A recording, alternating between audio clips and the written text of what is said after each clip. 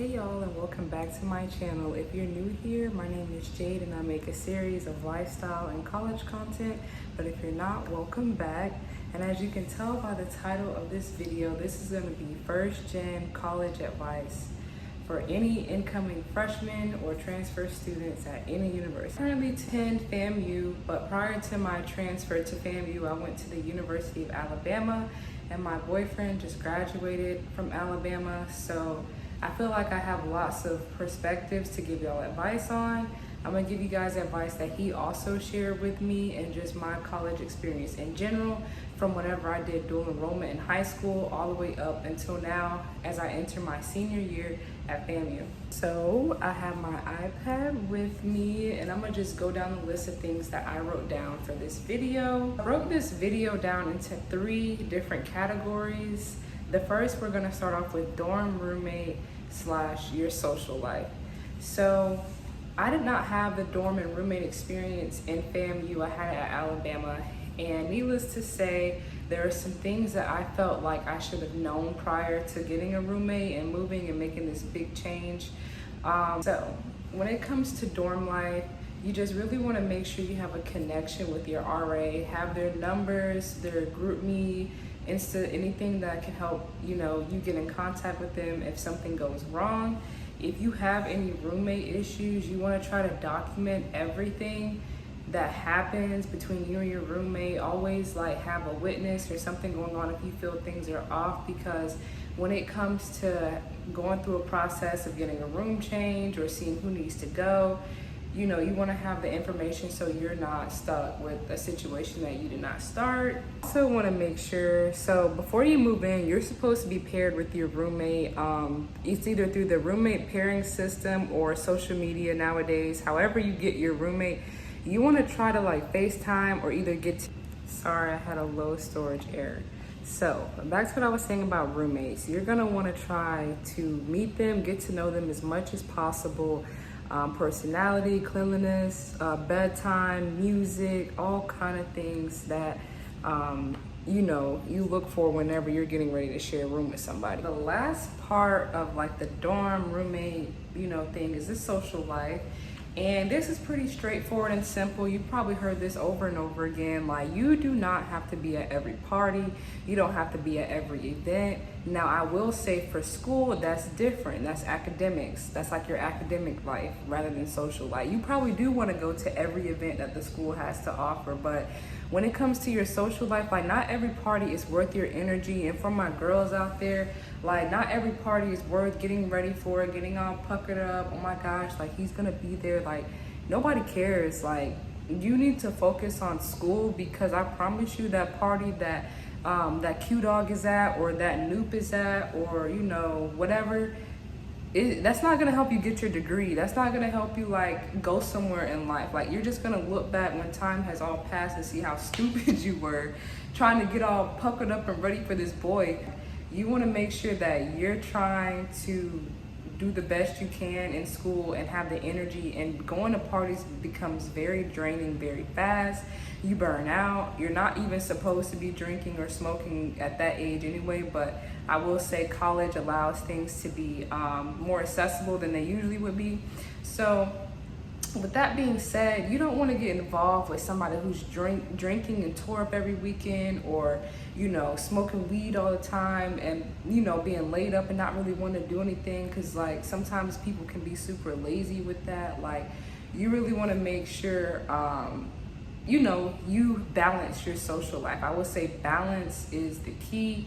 If you've been in the crib 2 weeks, in the dorm for 2 weeks, you want to go outside, nothing is wrong with that. But every weekend or every day there's a party, especially, oh my gosh, nobody talks about this, but the parties that aren't even college related, that some high school dropout through, and people are just bored and willing to do anything, and they just pull up and just just there for a fun time. Those are the worst, because those lead to the most danger. I'll have to do a story time on that, but I believe something like that happened my freshman year at Alabama, and the party got shot up. And so you don't want to be that kind of person who's stuck in a situation all because you were there, at the wrong time. That's so weak. Your parents don't want to hear that phone call. They don't want to have to get that kind of phone call. So just realize like what is worth your time and what isn't, and why you're going. And if you're going, make sure you have like a group of girls who, you know, truly have your back, or your parents know where you are, have your location or something, because college can be like a whole like warfare of people just doing whatever they want to do, and it can cause harm to others. So just be aware of that when you're going out. The dorm is the #1 reason or way that you can make connections with people. So it's going to be a lot of the college students all in one freshman year. So that is your opportunity. Like, get to know people and connect, learn their majors, really get to know them. Don't just let it be a hey, how you're doing. Like, check up on people, make sure they're doing okay. And you know, school's going great. Invite them to go to the library with you so that y'all can network and really grow and get through, because the connection that you make the first few weeks or whatever, like, it'll really help throughout the year. Because like, if they need you for something or you need them, like, you don't have to worry your parents and be like, oh my gosh, like, I really need this.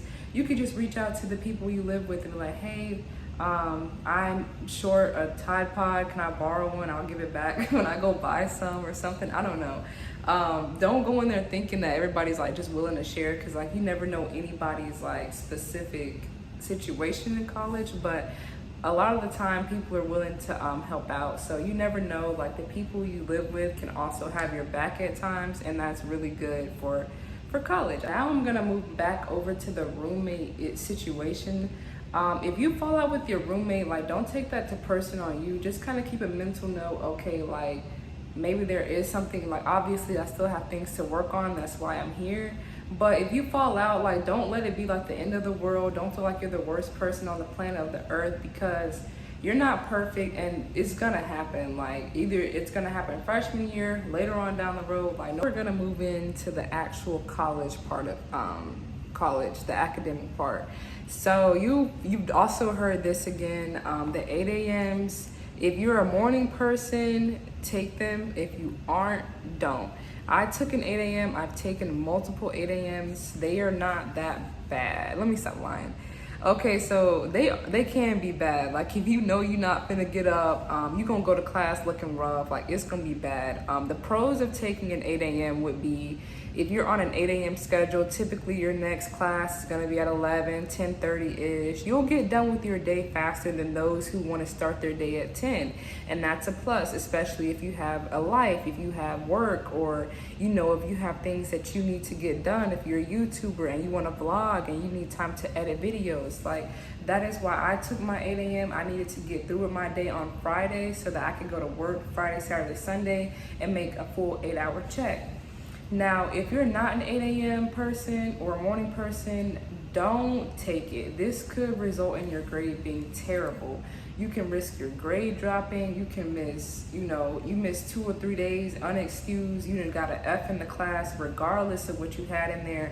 So just be mindful. I wouldn't relate this back, because a lot of people say if you weren't a morning person in high school, you know, you're not gonna be one now, yada, yada, yada. And even though that can be true, I really wouldn't relate high school to that, because I was a morning person in high school, and after taking my 8 a.m., I realized, like, I need to stop doing that to myself. You know, rolling into class 8:01 late, everybody's looking at me.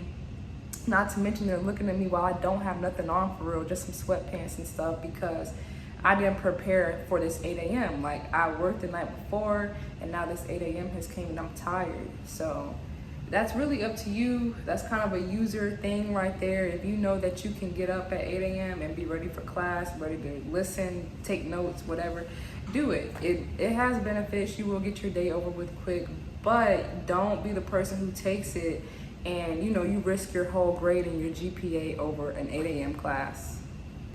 All right, this kind of falls back into networking. You want to get to know your professors, and like, for real, like, really try to get to know them. Check up on them. Don't always come to them with issues. Come up to them, just talk about their day, how they're doing, so you can really have this connection with them, because it's gonna all pay off one day. You need a letter of recommendation. You decide to, you know, further your academic career and go to a graduate school or something like that, law school, medical school, dental school, whatever. You're gonna need somebody to speak on your behalf who truly knows you and has the credentials to make you look good on paper. So I would really take advantage of that. Any office hours, go to them. If you're struggling with the the littlest problem ever, like go to them. Especially math classes, like you really want to make sure that you understand everything, because test day is not gonna like walk you through how the homework did. It's gonna want to know this, how you got here, there, etc. And you have to be able to perform to make a good grade. Especially at Alabama, I can attest to that, because that's where I took all of my math, all of my science, all of that there, and you have to be able to put 2 and 2 together and show how you got 2 and 2. So if you have any problems, like you need to go to office hours, and that is another way that you can get connected with your professors. This needs to be a warning for college students. Like, yeah, you're so used to like the whole same old same plagiarism thing, but you really, unless it's like somebody you trust and somebody you know that is going to do the work, and they really just want to take a look at your work to see how you're getting to where you're going, I would say, you know, share your work, or you know, help a friend out. But don't be the person that's sending your homework in the group chats, you know, always giving your work up, because, you know, people will try to take your work and, you know, misconstrue like they did it, and then y'all are both facing trouble with plagiarism. The teacher don't know who's right in this situation, so y'all both get zeros. Just don't do it. You're there, you worked hard for your work. You don't owe anybody your work that you did, because people are just gonna fake it and pretend that they made it. But I did say, like, I don't want to be that person. Like, help your homegirl out. You know, she needs that extra push. Like, give it to her, or you need to show somebody. But, you know, don't really do that, because plagiarism in college, I feel like a lot of people have screwed themselves over with this. I have never dealt with anything like this, but I know somebody personally who had got caught up in the mix with plagiarism, and now it's on your record. So you try to go pursue that graduate school, you're gonna have to explain it to them why you have plagiarism on your undergraduate transcript. Like what went on there. And sometimes that can deter you from wherever you want to go in life, or whatever you want to do, because you'll always have to explain, like, hey, what went on here. So don't get caught up doing that. This AI stuff is taking over, but I promise you, professors can still know if you use AI. You're not going to be slick with that. So just use the internet, use social media, all that AI stuff. Use it responsibly. Don't think you're finna AI your way through college, because it'll come back on you. Not to put any pressure on freshmen, but the minute you get onto campus, you are building a resume for yourself. You are building yourself on a piece of blank paper, starting over from high school.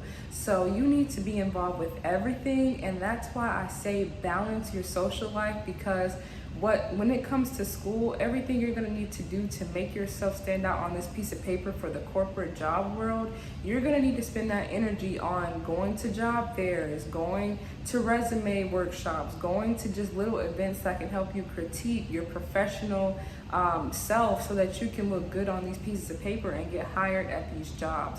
But don't feel like you just have to go to school and burn out and just get involved with everything, because at the end of the day, like, yes, your grades matter and getting that degree matters, and that's what your employer is going to care about more. But nowadays, it's about experience and who you know. So that's why you need to network and make connections. Use LinkedIn, use Handshake, use all that stuff to connect with people, so that you can already be prepared and won't be, you know, stuck. But if you're stuck like after graduation, like, that's okay.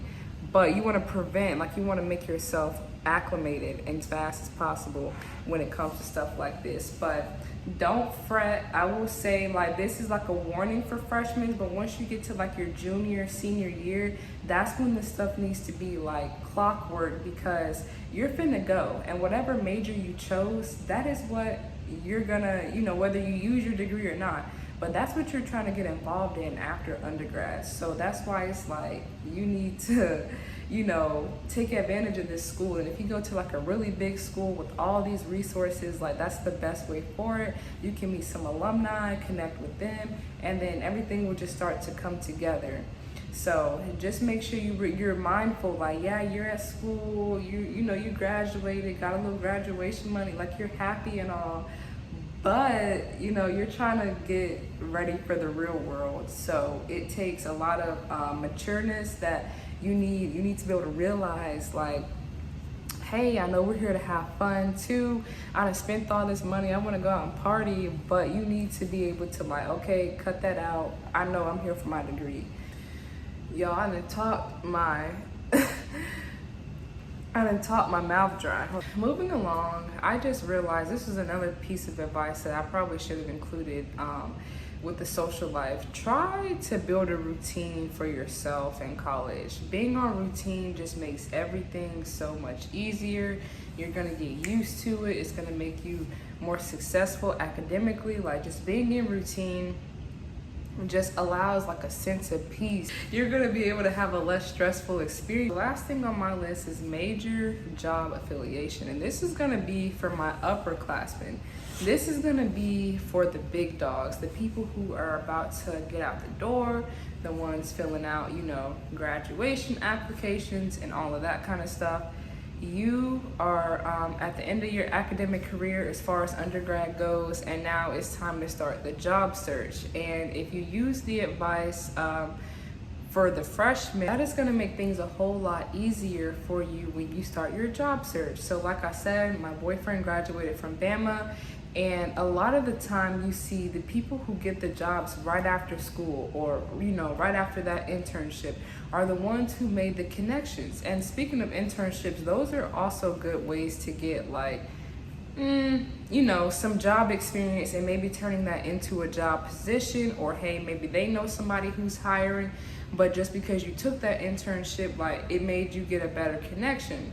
So, but like I was saying, so knowing somebody for him has helped him get a job, get letters of rec, get very, sometimes we've seen over and over again, it's not all about what you know, sometimes it's about who you know. And so I think that's what those connections talk to. I would also say get that LinkedIn for the professional connection, because not everything needs to be followed on Instagram. Not everybody needs to be followed on TikTok or anything like that. To stay connected to people and always be able to reach back out to them in a professional manner would, you know, make sense to get LinkedIn and stay linked in with these professors, you know, students or people who graduated before you. Specifically for major, just make sure you're doing something you want to do. Make sure you're doing something that makes you happy, but also makes money.